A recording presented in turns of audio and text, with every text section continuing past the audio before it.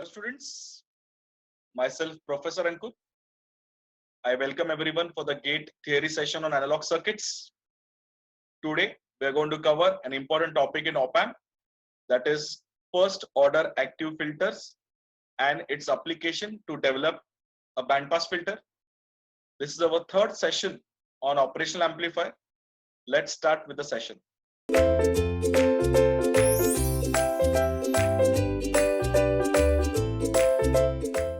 So what do you actually mean by active filter?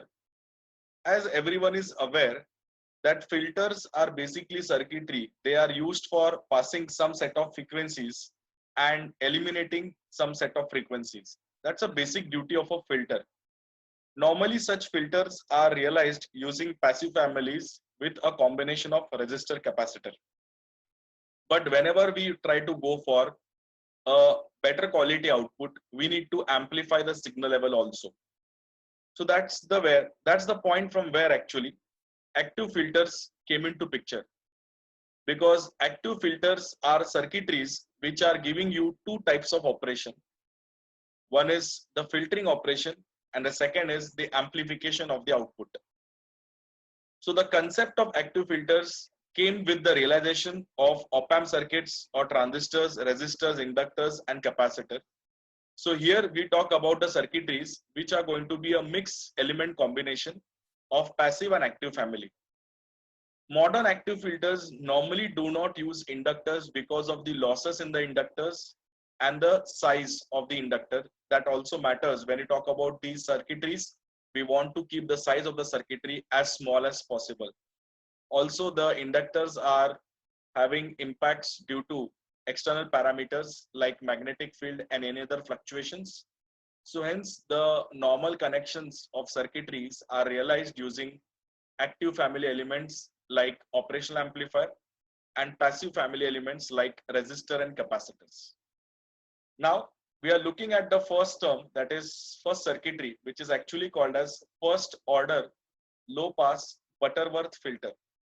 The term Butterworth filter came into picture with respect to the response. Whenever we talk about the output of a system in terms of frequency versus gain, or the filter response of frequency versus the gain graph, you will find that there are two types of partition in the response. Actually, there are three, but in the ideal cases, we are discussing two. First is called as a passed band, and the other one is called as a stop band. So whenever we talk about the pass band and the stop band, the behavior of the response is going to be smooth in the pass band as well as in the stop band. That process or that type of system is basically called as a Butterworth filter. Now, normally during practical application, between the pass band and the stop band, there is a band which is called as a transition band, where the response will try to go from either pass band to stop band or stop band to pass band. So from that point, we landed up with a name defined as Butterworth filter. Order of filter actually defines the level of filtering. Whenever we talk about order of the filter, it is the impact of filtering that we are trying to give. So how many passive filter networks we are using for passing the signal so that it can be getting processed for the impact of filtering, that will be defining the order of the filter. It is as good as passing a muddy water from a cloth. So once you pass it through one cloth, it will get filtered out and you will be able to eliminate little amount of mud. But if I use a layer of cloth, then automatically the impact of filtering will be much better. So that is the same logic of the order of filter. As and when you keep on increasing the order of the filter, in that way you will be able to be getting more and more ideal practical response will actually try to approach more and more the ideal response. So here in this topic, we are trying to discuss the first order low pass Butterworth filter. So if you look at the circuitry carefully, you can see the operational amplifier with the feedback given to the minus pin. So you can see the two resistances RF and R1. So they will actually control the gain of the system. So the gain will be 1 plus RF by R1, that will be called as the DC gain, or many a times it is also notified as the passband gain. So now what is happening at the non-inverting pin. If you see the input at the non-inverting pin, it is being passed through a RC section where R is in the path of the input and the capacitor C is actually in shunt connection. So it is basically a tapping point at the node A and connected to the ground. So this section will actually work like a RC filter. So it's an RC low pass filter. So whatever is the energy available at node A, it will get amplified by the factor of 1 plus RF by R1. So the first step that we do here is we find the node voltage VA. So the node voltage VA will be defined as minus of JXC divided by R minus JXC, the entire parameter into Vin. So this is basic concept of potential divider. So eventually when you solve it by rearranging the term, you will get the value of VA is equal to Vin divided by 1 minus 2 pi FRC by J. It is as good as VA is equal to Vin by 1 plus J 2 pi F into RC, where you can also define in terms of omega. Omega can be defined as 2 pi F. So VA can be defined as Vin divided by 1 plus J omega times RC. In the S domain, it will be VA is equal to Vin divided by 1 plus S into RC. So this is the way you get the node voltage VA. Now that node voltage VA will have an impact factor or the gain factor of 1 plus RF by R1. So to determine the value of VO. So automatically VO by Vin will become AF divided by 1 plus J F by FH, where AF will be defined as 1 plus RF by R1, which will be defined as the DC gain or the passband gain of the system, and the higher cutoff will be defined as 1 by 2 pi RC, which is going to be defined as the cutoff frequency of the filter.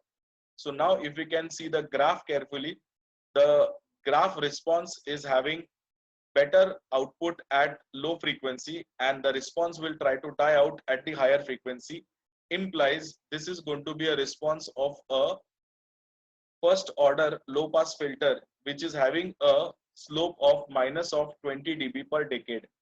The higher cutoff will be defined as FH. In terms of angle, you get the value of phi as minus of tan inverse of F by FH, and the magnitude function of VO by Vin will become AF divided by under root of 1 plus F by FH the whole square. So as soon as you put the value of F is equal to FH, the value of VO by Vin magnitude will become AF by root 2, implies it is corresponding to the 3 dB cutoff point. And that's the reason the cutoff frequency of the first order active low pass filter will have the value 1 by 2 pi RC. Now we are trying to go for the first order high pass Butterworth filter. The major difference between the low pass circuitry and the high pass circuitry is just a change in the position of resistor and capacitor. You can see that the resistor and position capacitors are actually swapped. So now when you pass the input at node A, it will be passed through the capacitor and the resistor will be connected between node A and the ground point. The rest all circuitry will remain the same. So because of this, the impact factor will give you an impact of high pass filter where you will start with the stop band and you will enter the pass band. The maximum gain will be defined as AF and the 3 dB point at which the gain becomes 70% of the max value. That cutoff point will be defined as the lower cutoff of the high pass filter defined as FL. So now here the value of the lower cutoff will be defined as 1 by 2 pi RC, where VA is equal to Vin into factor J F by FL upon 1 plus J F by FL. So VO is AF times VA, where AF is 1 plus RF by R1. As everyone is aware, RF by R1 is basically the DC gain or the gain of the active filter circuitry. So automatically when you find VO by Vin, the value will become AF into J F by FL 1 plus J F by FL, where FL will be having the value 1 by 2 pi RC. So if you observe the slope of the graph will be plus 20 dB per decade because you are approaching the pass band, because your initial operation started in the stop band. So this concept is defined as a active high pass filter. Now, if I try to get the logics of low pass filter and band pass filter together, where I'm trying to get a logic in band pass filter, which is basically a combination of a low pass filter and a high pass filter. So what is a band pass filter? It will pass a specific set of frequencies, and other set of frequencies at both the ends will get attenuated. So it is as good as you are passing some center zone of frequencies starting from a lower value till a higher value that will be defining the bandwidth, and the exact center point of the bandwidth will be defined as the center frequency. So that response will be coming under the category of band pass filter.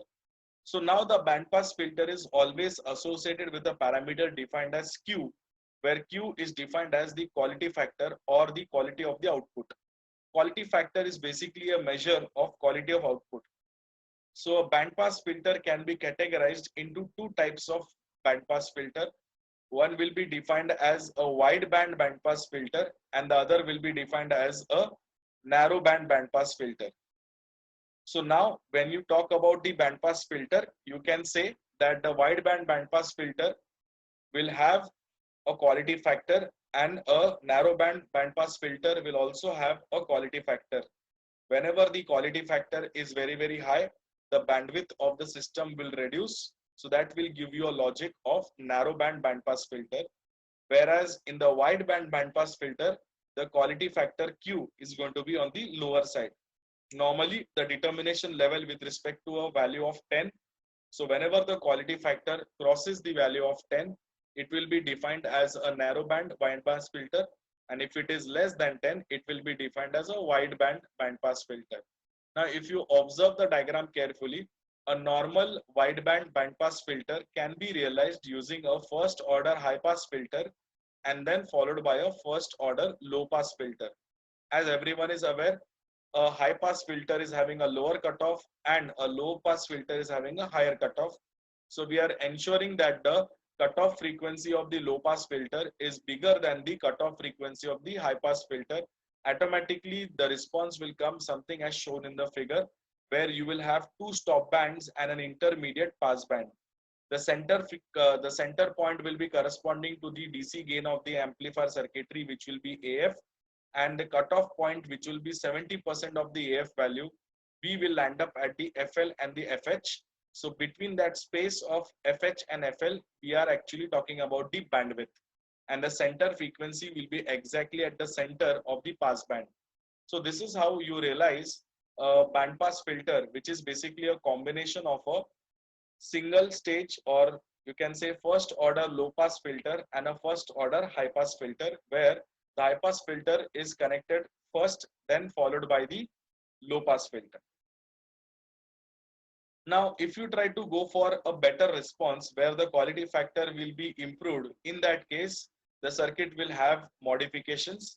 You will have three resistance net circuitry with R1, R2 and R3, where R3 will work in the feedback path, and two capacitors will be used, which will be C1 and C2, where C1 will be on the input path and C2 will be on the feedback path.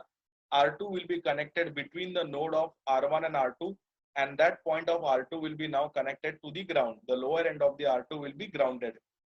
The non-inverting pin of the op-amp is connected to the ground. If you want, you can connect a load at the output end. So this is basically a concept of a narrow band bandpass filter, where the value of R1 will be defined in terms of the quality factor, the DC gain and the cutoff frequency, or you can say the center frequency. On similar lines, the value of R2 also can be defined with the same lines, Q by 2 pi FC into C into a factor 2Q square minus AF. R1 will be Q by 2 pi FC into C into AF, where AF will be defined as R3 by twice of R1. The center frequency FC of the multiple feedback filter can be changed to a new frequency FC dash without changing the gain or the bandwidth. This is achieved simply by changing R2 to R2 dash, so that R2 dash will become R2 into FC by FC dash the whole square. So it's as good as if I want to vary the frequency value of the narrowband bandpass filter from the center value, then you can vary with respect to a variation in the R2 resistor, where R2 dash will be a factor of the resistance R2. So this is how you create a first order active low pass filter, first order active high pass filter, a combination of two giving you a wide band bandpass filter, and a modification which will be giving you a narrow band bandpass filter.